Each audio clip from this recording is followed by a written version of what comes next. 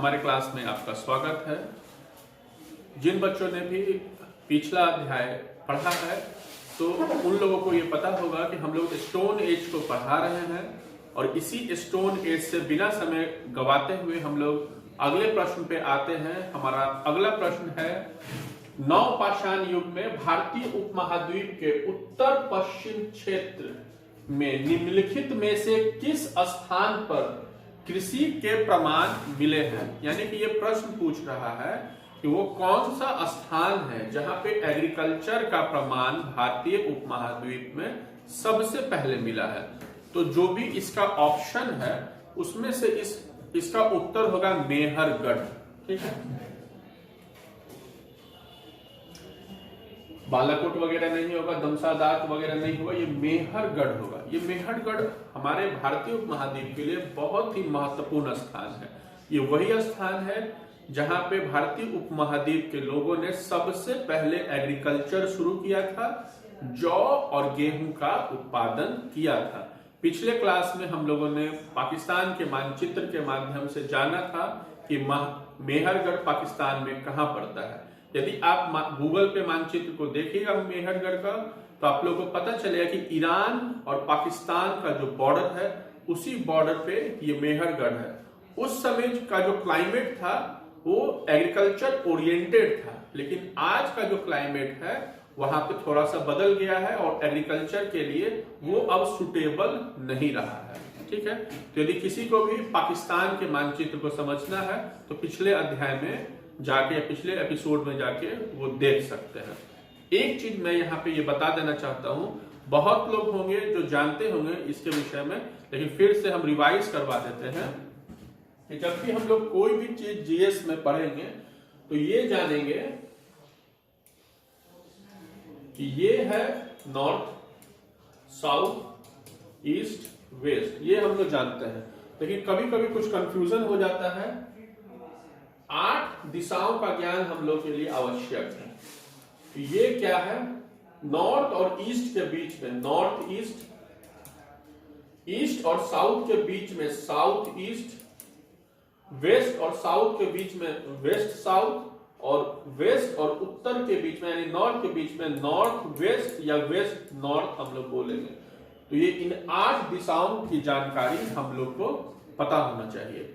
जैसे कि हम लोग को पता है कि हम लोग एशियन कॉन्टिनेंट में रहते हैं, लेकिन अब उसमें भी स्पेसिफिक हुआ जाए तो एशिया में किधर रहते हैं, तो भारत एशिया के दक्षिण में है, यानी हम लोग दक्षिण एशिया में रहते हैं। अब यदि भारत में हम लोग बिहार को देखें तो बिहार कहाँ है, हम लोग आम बोलचाल की भाषा में बोलते हैं कि हम लोग नॉर्थ इंडियन है। ये सही है कि हम लोग नॉर्थ इंडियन है, लेकिन यदि इसमें भी स्पेसिफिक हुआ जाए तो हम लोग का जो बिहार है वो ईस्ट इंडिया में पड़ता है। तो हम लोग जाने दिशा के माध्यम से कि बिहार ईस्ट इंडिया में पड़ता है। अब बिहार में जो हम लोग राजधानी में आते हैं पटना, तो ये पटना बिहार में नॉर्थ बिहार में है या साउथ बिहार में है या ईस्ट बिहार में है या वेस्ट बिहार में, ये देखते हैं। तो मान लिया जाए कि ये मानचित्र बिहार का है। बिहार को गंगा नदी बीचों बीच बांटती है। तो यहां पे है गंगा नदी और यहीं पे है महात्मा गांधी सेतु और यहाँ पे है हमारी राजधानी पटना।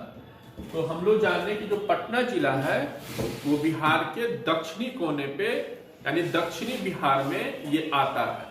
अब इसमें अगर आप और भी स्पेसिफिक होना चाहें, हालांकि इसकी आवश्यकता नहीं है, लेकिन यदि हम लोग अगर सोचे कि हम लोग जो पटना में रहते हैं, यदि कोई भी पटना का मोहल्ला जैसे गर्दनी बाग, ये पटना के किस साइड में है, तो यदि आप पटना टाउन के मानचित्र को देखिएगा तो गर्दनी बाग या अभी जो हम लोग का क्लास अनीशाबाद में चल रहा है, ये अनीशाबाद पटना के साउथ पटना में है।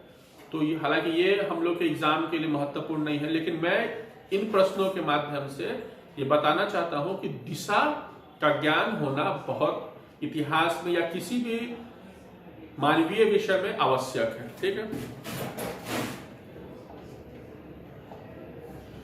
अब बार बार एग्रीकल्चर की बातें की जा रही है, तो हम लोग ये जान लें कि प्रारंभ में जो आदि मानव है उन्होंने मुख्यतः 7 प्रकार के अनाजों का उत्पादन शुरू किया, यानी अर्थात उनका जो मुख्य 7 अनाज था वो हम लोग जानेंगे वो 7 अनाज था क्या।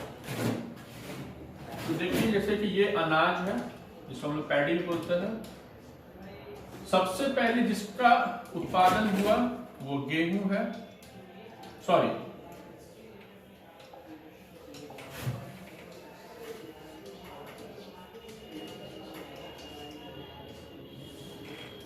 वो जौ है, उसके बाद गेहूं है, फिर हम लोगों ने चावल का उत्पादन किया था, फिर मकई है,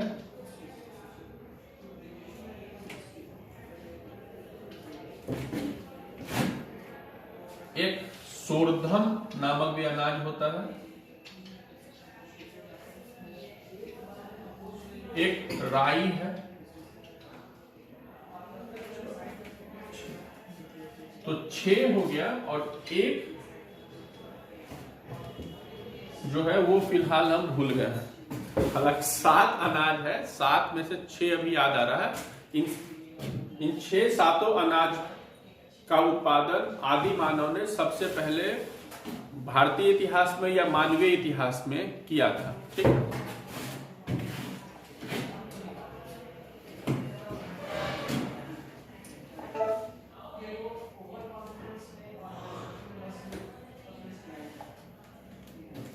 अब 12वां प्रश्न है कि भारत में पशुपालन एवं कृषि यानी कि एग्रीकल्चर और एनिमल हस्बेंड्री दोनों के प्रमाण किस जगह से मिले हैं। तो फिर से हम लोग को मेहरगढ़ की ओर आना होगा। यह भी हमारे बिहार के क्वेश्चन में एक बार पूछा था। ठीक है,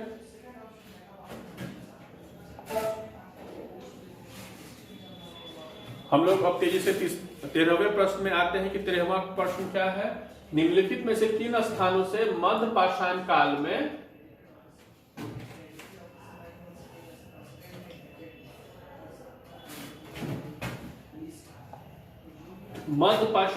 पशुपालन के प्रमाण मिले हैं।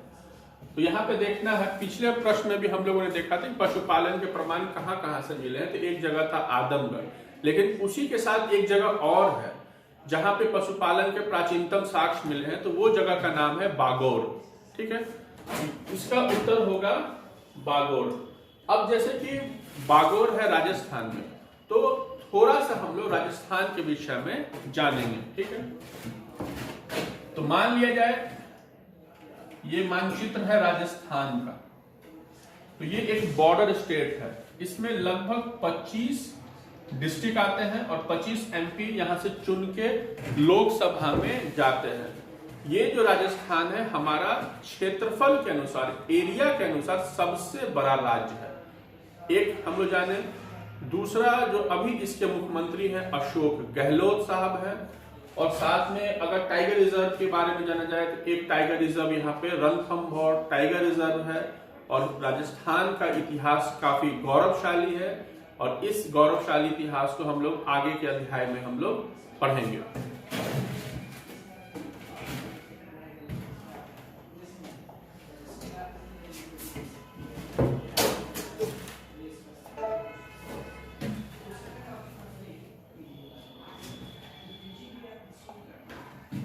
अब 14वां प्रश्न है कि निम्नलिखित में से किसको चालकोलिथिक युग भी कहा जाता है। अब उत्तर देने से पहले हम लोग थोड़ा देखेंगे कि चालकोलिथिक मतलब होता क्या है। इसको चालकोलिथिक और कैल्कोलिथिक दोनों बोलते हैं।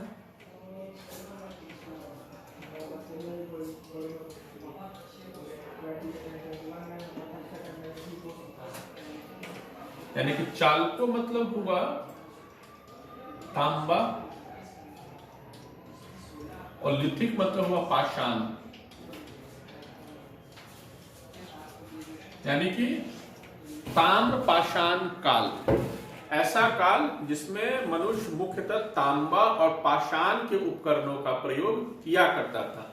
तो प्रश्न है कि चालकोलिथिक युग इसमें से किसे कहा जाता है? तो उत्तर होगा ताम्रपाषाण काल। ठीक है, इसका जो समय था 1600 से 1300 बीसी के आसपास भारत में ये काल चल रहा था।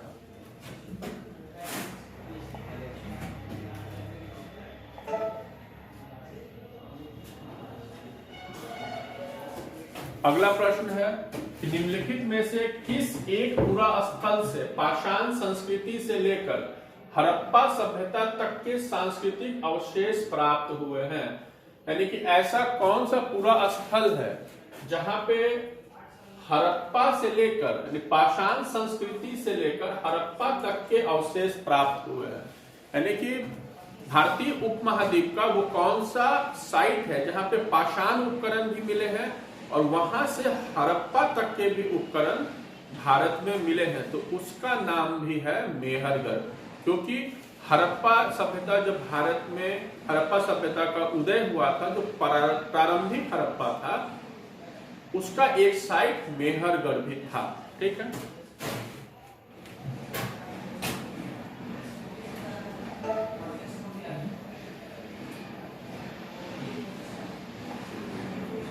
अब ये प्रश्न है नौदा टोली। नौदा टोली का उत्खनन किन्होंने किया था? तो तेजी से बता देते हैं, थोड़ा सा वक्त की कमी है। तो ये जान ले कि जो नौदा टोली का जो उत्खनन है वो सांकलिया महोदय ने किया था। ठीक है, तो नौदा टोली के विषय में ये थोड़ा जान लिया जाए। अगर थोड़ा सा आप लोग भी गूगल करिए कि नौदा टोली एक्चुअली में था तो कहां था। ठीक है,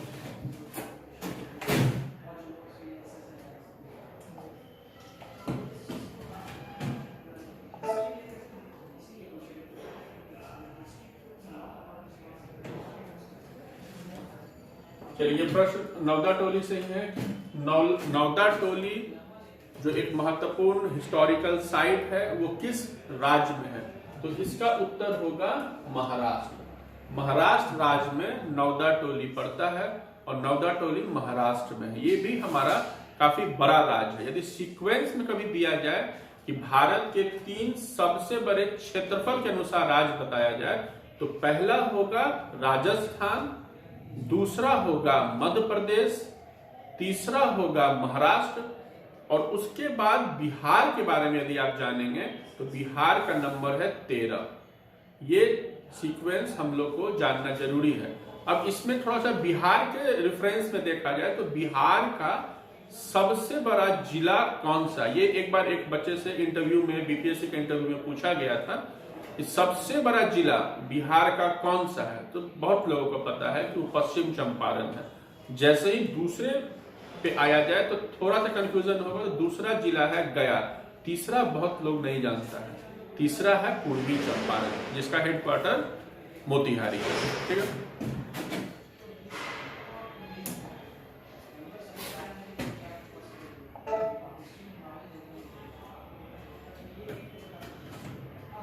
अब प्रश्न है कि बृहद पाषाण स्मारकों की पहचान की गई। देखिए यहाँ पे जो भी लिखा हुआ है वो गलत लिखा हुआ है, हम इसको सुधार देते हैं।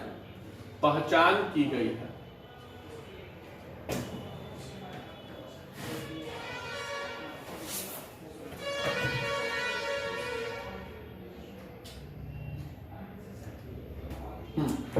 बृहद पाषाण स्मारकों की पहचान की गई है। तो इसका उत्तर होगा बी, मृतक को दफनाने के स्थान के रूप में। हम लोग जो नवपाषाण काल के बारे में पढ़े थे कि जहां पे एग्रीकल्चर शुरू होता है वो काल, उस जगह के लिए नवपाषाण काल कहलाता है। तो ये जो नवपाषाण काल की संस्कृति थी, जब ये संस्कृति दक्षिण भारत में आई, हम लोग उत्तर भारतीय ये जानते हैं कि उत्तर भारत का जो कल्चर है वो बहुत हद तक दक्षिण भारत से, और दक्षिण भारत का जो कल्चर है बहुत हद तक उत्तर भारत से अलग है। तो उत्तर भारत, माफ करिएगा, दक्षिण भारत में जब नवपाषाण काल था तो वहां पे एक कल्चर डेवलप किया था कि जब मनुष्य की वहां पे मृत्यु होती थी तो उनको कलश में रखकर जमीन में गाड़ दिया जाता था और उसके ऊपर बहुत बड़े बड़े पाषाण पत्थरों को रखा जाता था, यानी कि पत्थरों को उसके ऊपर रख दिया जाता था। अगले क्लास में जो भी प्रश्न हम लोग पढ़ रहे हैं उसको डायग्राम और मानचित्रों के माध्यम से हम लोग सॉल्व करेंगे और एक एक करके देखेंगे कि ये जो पाषाण उपकरण क्या होते हैं, या फिर नवदा टोली है वो कहाँ है, मेहरगढ़ है वो कहाँ है। ठीक है, तो ये जो क्वेश्चन है कि बृहद पाषाण स्मारकों की पहचान,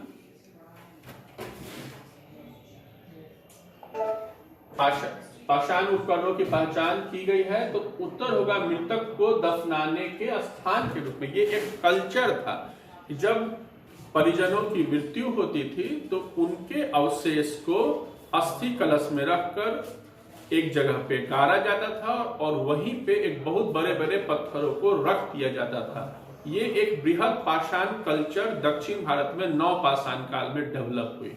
ठीक है।